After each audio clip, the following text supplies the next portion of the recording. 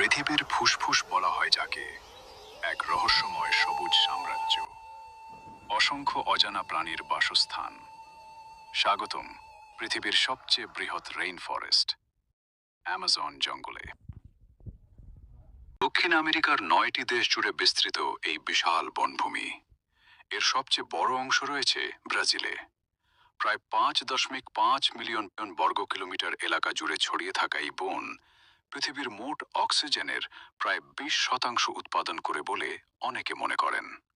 এ কারণেই একে বলা হয় পৃথিবীর ফুসফুস।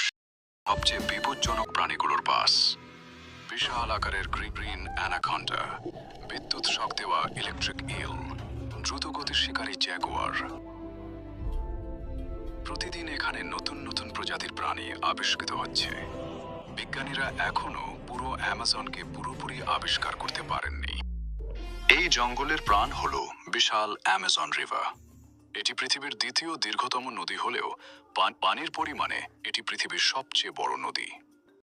বর্ষাকালে নদীর পানি এতটাই বেড়ে যায় যে পুরো বনভূমি পানির নিচে চলে যায়। অ্যামাজন এখনো বসবাস করে প্রায় 400টিরও বেশি আদিবাসী গোষ্ঠী। অনেক গোষ্ঠী বাইরের পৃথিবীর সাথে কোনো যোগাযোগ রাখে না। তারা হাজার বছর ধরে প্রকৃতির সাথে মিলেমিশে জীবনযাপন করছে।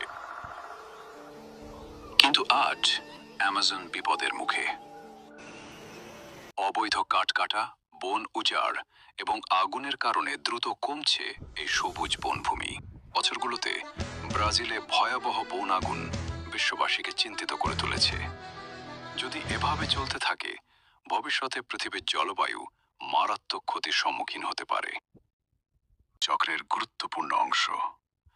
আমরা যদি প্রকৃতিকে রক্ষা না করি, একদিন হয়তো এই সবুজ সাম্রাজ্য শুধু ইতিহাসের পাতায় রয়ে যাবে। এই ছিল অ্যামাজন জঙ্গলের রহস্যময় কাহিনী। ভালো লাগলে শেয়ার করুন এবং সাবস্ক্রাইব করতে ভুলবেন না।